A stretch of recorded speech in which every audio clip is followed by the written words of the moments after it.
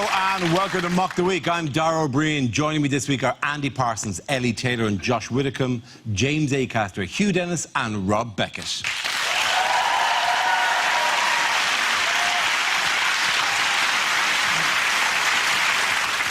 We start with a round called Picture of the Week. I show the panel a topical image and ask them to tell me what's happening. Here's a picture of Labour leader Jeremy Corbyn this week. So what's going on here? Is this the beginning of the world's most harrowing sex education lesson? Is he actually launching the new Trident replacement? Is it just him going, ladies? Did you just do that in my voice? That's what I think is a really sexy voice, Oh, Josh, cheers, so mate, it's really cheers, good. yeah. Has the marrow entered Jeremy Corbyn in a funny-looking vegetable competition? Is this a photo of the last two leaders of the Labour Party? Corbyn defects to the Greens. Oh, lovely work. That's, Yeah. thanks. Too right. I think that's the first joke I've done in 3 years on it. Not just on air.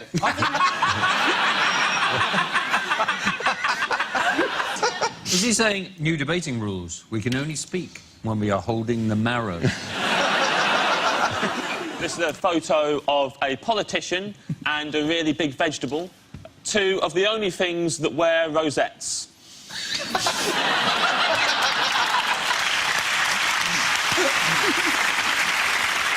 Is it Jeremy Corbyn's party piece? And he says, I intend to close the conference by playing Jerry Rafferty's Baker Street on my marrow. Oh, if you just mind if you played air saxophone on a marrow, that would be the finest. That's the only way he'll join in with the national anthem is on a novelty marrow sax.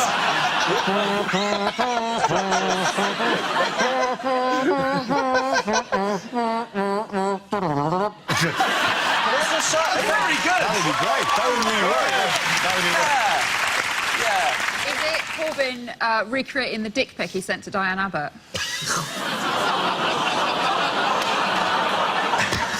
Look, it looks like the massive penis of a man who is hiding in that tree. It's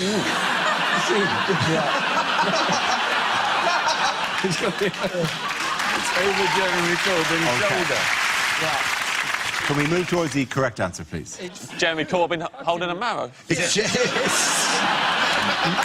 you're absolutely right, James. It is Jeremy Corbyn holding a marrow. Yes. This is a picture of Labour leader Jeremy Corbyn holding a marrow, presented to him by a local store in Brighton prior to this week's Labour Party conference. Have you been watching the conference? We all expected more. Wait, I thought 2 weeks in of Corbyn's leadership, London would be burned to the ground. Buckingham Palace would be a soup kitchen. That, you know, the Queen would be queuing at a gyro centre, waiting for her benefits. What is the Queen? I get the feeling, though, he doesn't really want to discuss much the conference. He's just still so overexcited he got in. I think, like, he's like at the conference, he's just excited he's got a hotel room for a couple of nights. He's like on the phone to John McDonnell going, yeah, if you just put a card in the wall, it turns the lights on. I just did it. We've got bathrobe, slippers, your minibar locked as well. Yeah, I know, Molton Brown. Quality, innit? Why did one of Corbyn's shadow cabinet appointments upset farmers? Oh, it's his farming minister is a vegan. She's the only politician less welcome on a farm than David Cameron. The good thing about having a vegan agriculture minister is they will not talk bullshit. They talk organic mulch. She wants to treat meat eaters the same as smokers, doesn't Yeah. she? And you're thinking, well, you know, certainly if you go into Pizza Hut and order the meat feast, you'll think twice about that, wouldn't you, if you have to eat it outside? I don't know. If people gathered outside offices to just eat meat, I think that would become enormously popular. Just do the pepperami like this. Yeah, exactly. Bloody hell, it didn't used to be like this, did it? Sitting under one of those heat lamps, it's slowly cooking.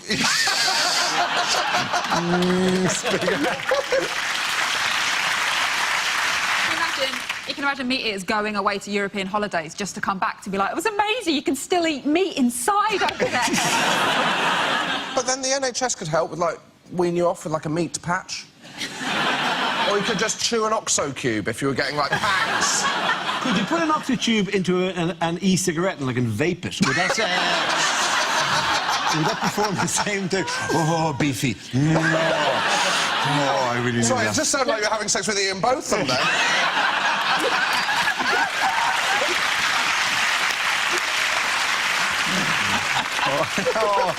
Tell him again about those long walks, beefy. I think she's got a point, though. I think meat is quite similar to smoking. I think, you know, a lot of people after sex, they like to have a cigarette. And I like to, after sex, just have a quick spit roast.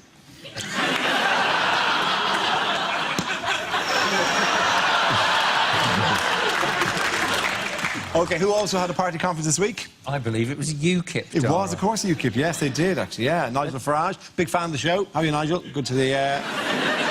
The thing about it was that they didn't have enough people, did they, at UKIP? They had to slash the ticket prices because nobody was turning up. I mean, they keep on telling us the country is full, but they can't even fill their own conference hall, can they?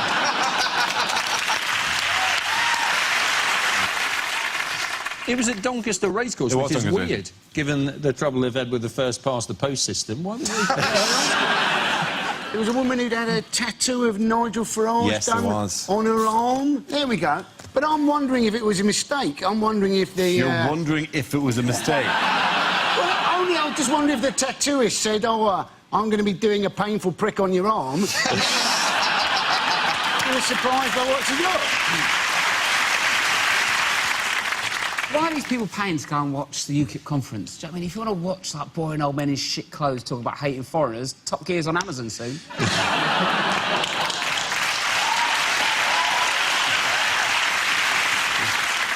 In other news, what essential task will British astronaut Major Tim Peake be responsible for aboard the International Space Stations? Was this the geezer sending up to fix the toilet? OK. We're not just sending the geezer up to fix the toilet. Am I wrong? No, in many Am I ways you're wrong? correct. Am I wrong?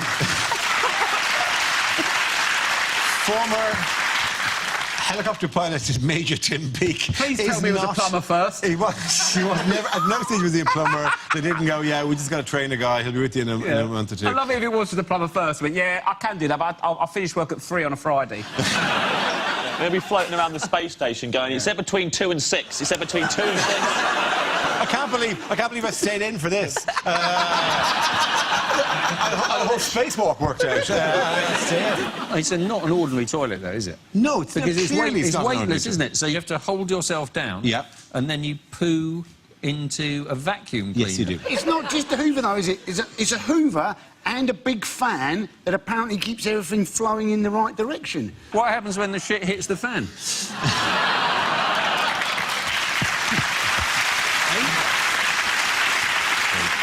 I feel like he's going up there just to fix the toilet. But it's like, or are they sending him up like to be a toilet attendant? So is he taking up a load of aftershave with him and some chopper chops? Armani, no panani. No splash, no gash. That's another one they say, isn't it? I'm just repeating what they say to me in the toilet.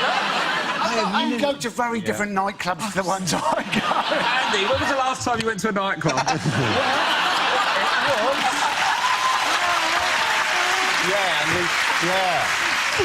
Yeah. 4 weeks ago, Rob.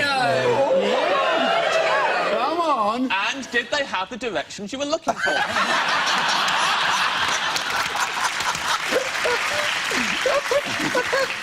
Yes, they did. It was a jump to the left. When was the last time you went to a nightclub, Dar? I went dancing about a week ago. Was it? Yeah, nightclub in Dublin. Yeah, a great night dancing. Oh, I've been dancing with you. Yeah, you've I been bet you dancing. dominate a dance Oh, floor. I own the floor, bitches. At Latitude Festival, Dara, they put on Eternal Flame, Yeah. and you've got everyone in the tent to form a circle, and then you danced in the middle.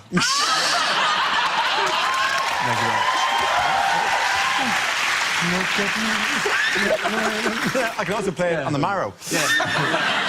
It makes a change. Is it right with the astronauts' toilet, they've got... Because they have to reverse in. Well, do you not Well, reverse we all have to reverse in, I suppose.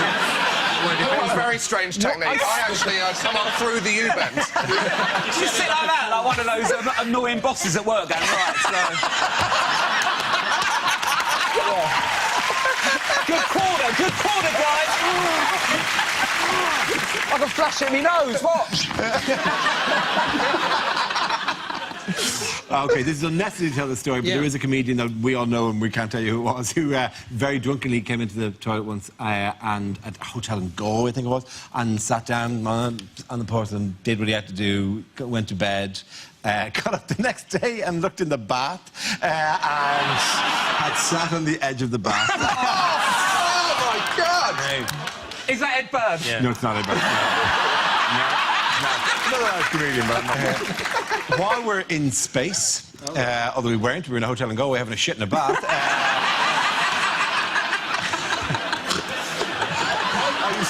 We weren't. I didn't look across.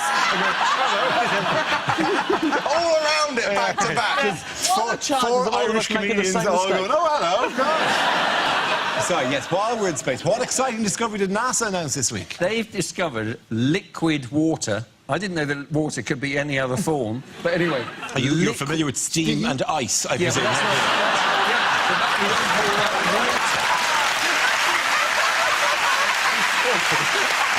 And the point for Rob Hugh and James.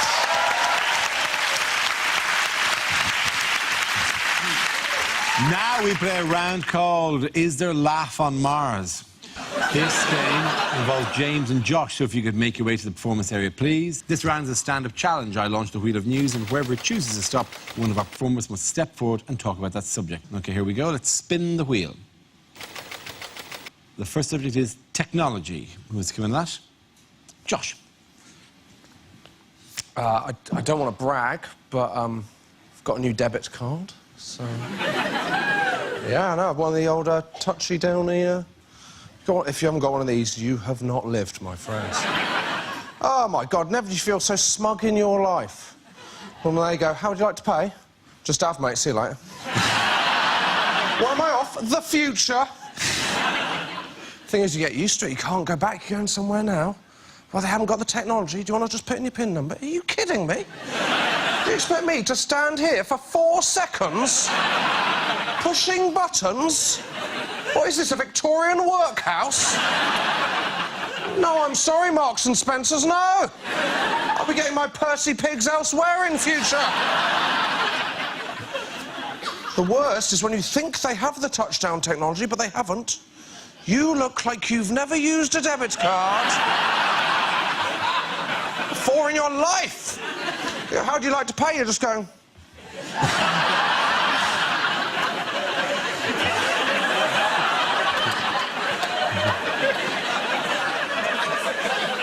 Are you having a breakdown? I don't like it when they've got the terminal and they have to ask for your permission. Do you mind if I just... Yeah, I can't give a shit, mate. Just... What? Yeah, just in case he goes, do you mind if I just... Yeah, £4,000 unlucky, my friend. Enjoy your Sprite. It's the opposite of the other one I don't like, which is when the waiter makes too much of not looking at your PIN number. Hey, if you'd just like to put in your PIN number. Well, I wasn't suspicious of you until now.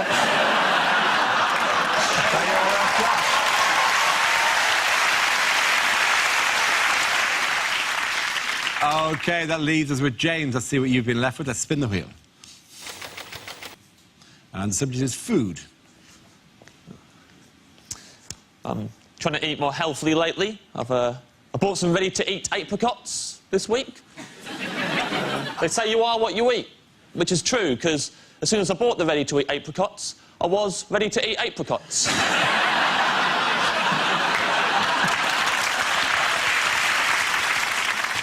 Those ready-to-eat apricots, they came in a resealable bag as well, because not everyone's as ready to eat apricots as they think they are.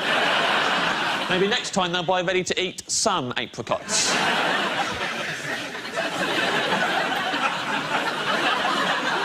I know shitloads about bread.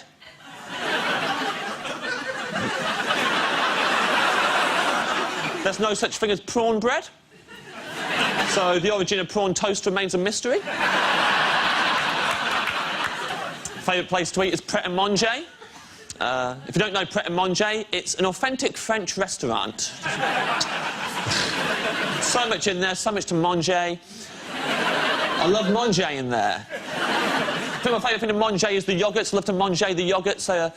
You've got granola on top, then mainly yoghurt, then like fruit compote at the bottom. It's the way they eat it in Paris. And get a spoon, you mix it all together, and then you manger it that way. If you like.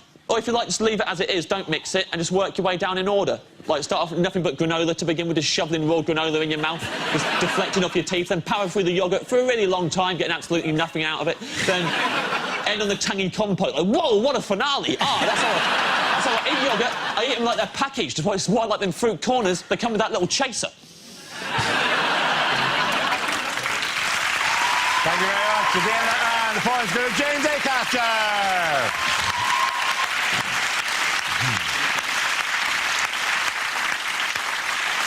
The next round is called If This Is the Answer, What Is the Question? On the board are 6 categories. Ellie, which category would you like? World news, please. World news it is. The answer is 5 years. What is the question? Is it how long before David Cameron makes his wife a ham sandwich again? Is it how long it took me to do the first 2 years of school? Is it how long does it take Rob Beckett to clean his teeth?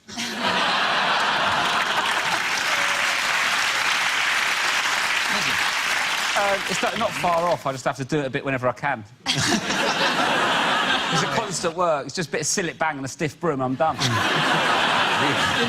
Is it, on average, how much younger do I look on Dave? Is it, if there was a fire alarm at Bake Off, how long would it take Mary Berry to exit the tent? Just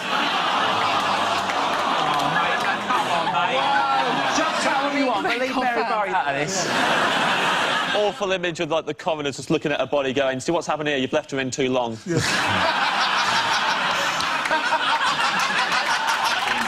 my God. Please. I'll give you this. I'll give you this. It is cooked in the middle. So, well done. Don't worry, Mel and Sue will keep it light. Do accents. They'll do a few funny little... They'll mug around, it'll be fine. As they cremate Mary Berry, Mel and Sue will be there going, ready, set, break. Different voices.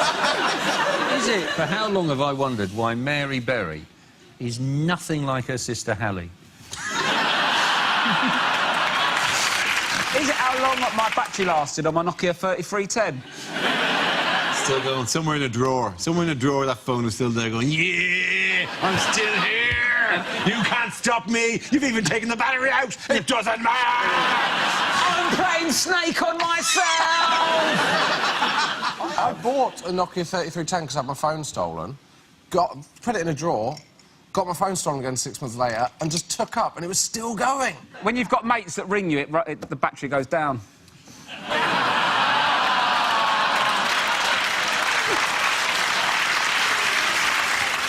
OK, do you ready to have the correct answer? I think it is how long have the European Union known that you could cheat on emissions tests? That's absolutely right. Thank you very much. Well done, Hugh. Yes.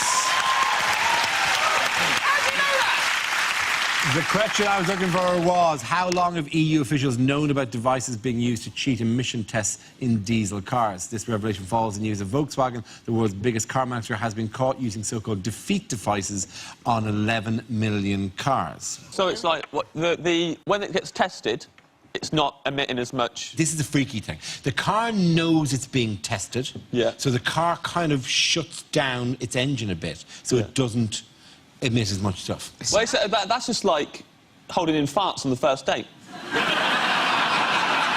It's almost the That's all it exact is. parallel. And then once you're going out with them, bums away.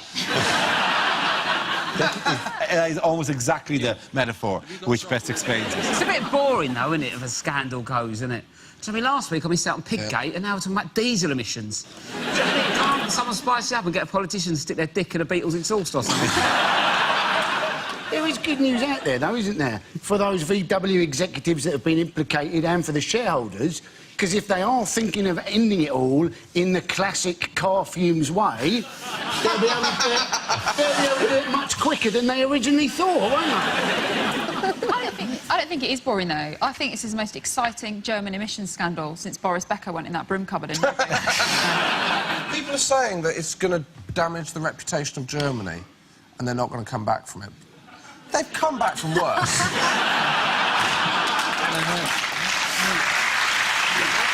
But imagine now. And you know what I'm talking about? Frank Lampard's goal, 2010. How has a monkey sparked debate this week? Oh, it's the selfie monkey. It is the selfie monkey, That's, absolutely right. that's obviously quite an old story, the monkey that took the selfie, and we all like that picture, but now it's like in court that who owns the rights to the image. Yep, And some people, it's debates of whether it's the photographer who owned the camera and left it there for the monkey to play with, or if it is the monkey who owns the right to a photo it didn't know it was taken. How long does it take for him to clean his teeth? Animal rights activists and PETA have argued that the monkey should own the rights to the photograph and therefore should gain any financial benefit from the photograph, including the money we will spend by putting him on the show now. So if whatever quid it costs to take a photograph on something like Mock the Week, the monkey will be sitting somewhere in Borneo or somewhere going, cha-ching. Making it rain, darling. Making it rain.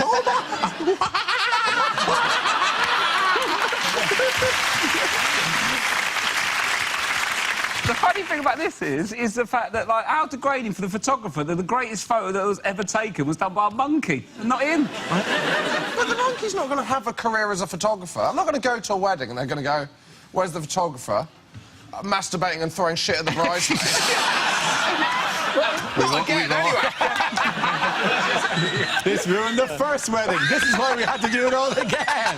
Here's our wedding photos. It's just a load of selfies taken by a monkey, obsessed with itself. That'd be great. In the veil, holding the book. Just, if behind it there was like a bride and groom just trying to look around it. And like going, wow! Just taking photographs of Everyone's there. That better not a bit of yourself again.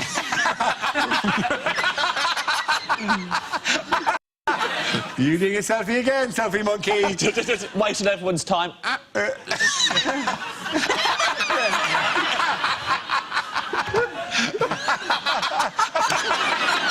Okay, now just the bride's family. If you can't see the camera, I can't see you.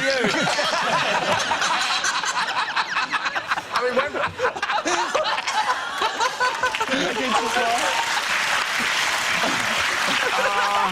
At the end of that, the point's going to rock you and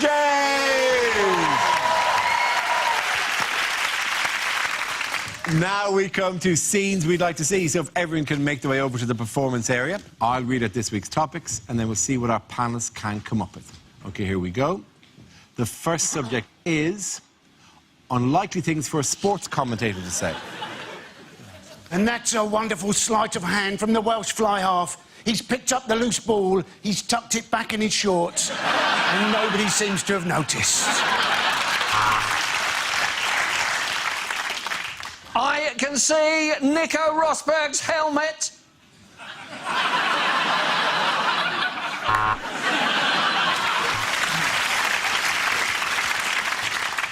Apologies, after 15 years in this job, I've just been told it's not pronounced croquette.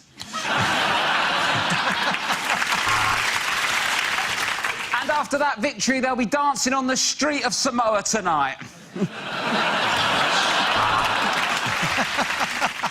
100 metres in 4 hours, 26 minutes, and that is meter reading at its very best.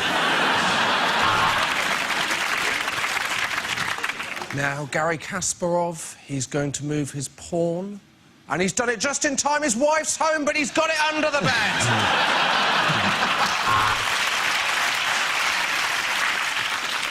Welcome to beach volleyball. The players are currently getting changed into their kits while their mums hold a towel up in front of them.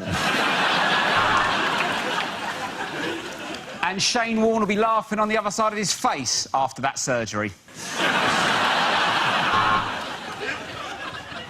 I'd like to apologise. What you're watching is, in fact, judo, and not, as I said earlier, timed pyjama cuddling.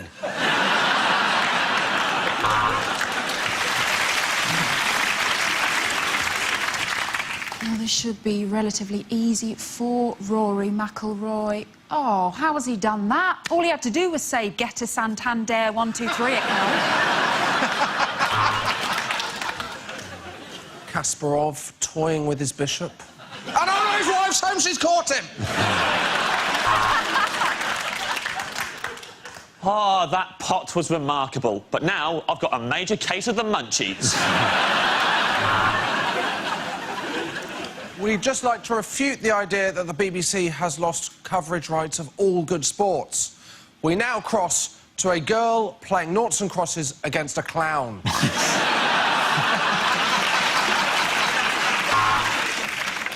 What a thrilling cricket match.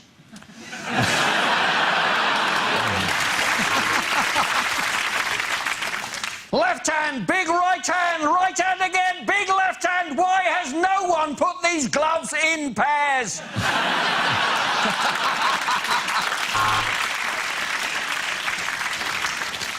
What the fuck is a furlong?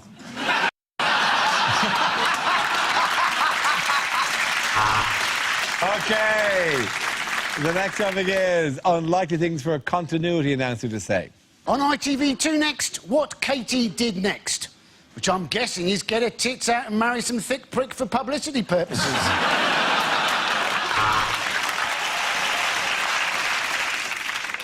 I can see you.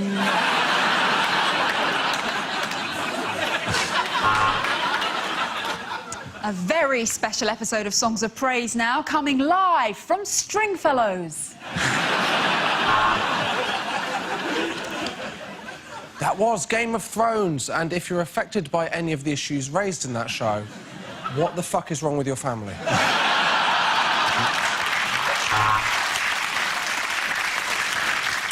Is masturbation bad for you? That's not the next programme, I'm just thinking aloud. Next up, baking and entering with Anthony Worrell-Thompson.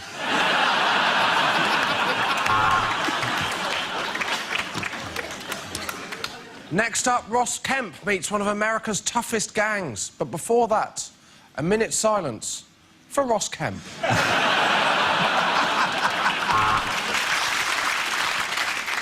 No! Don't! This is bullshit! Hate it when the eggheads win.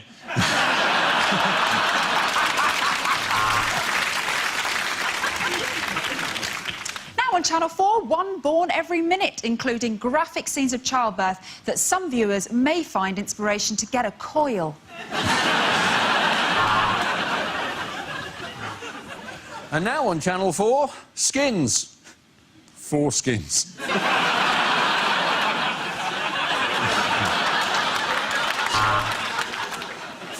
Next up on Channel 4, +1, -2, divided by 3.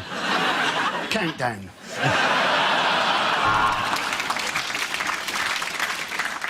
Next up, we have literally the only episode of Top of the Pops 2 we're allowed to show. That was Mock the Week. Wasn't it weird when one of them said the exact same thing I'm saying right now? Still, talented fella.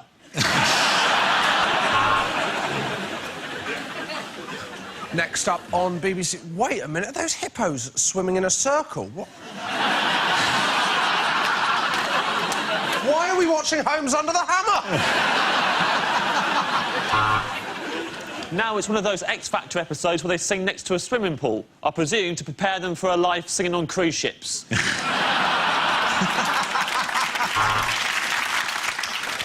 You're watching the adult channel +1, because that Viagra's taking a while to kick in. Well, next up, it's Midlands Today, so if you're watching in the Orkneys, you can fuck off. At the end of that round, the points go to James here and Rob.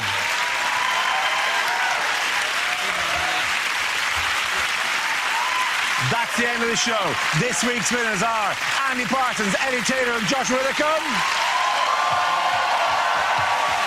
Commiserations to James Acaster, Hugh Dennis and Rob Beckett. Thank you for watching. I'm Dara Breen. Good night. The entire 5th season of Radio 4's sketch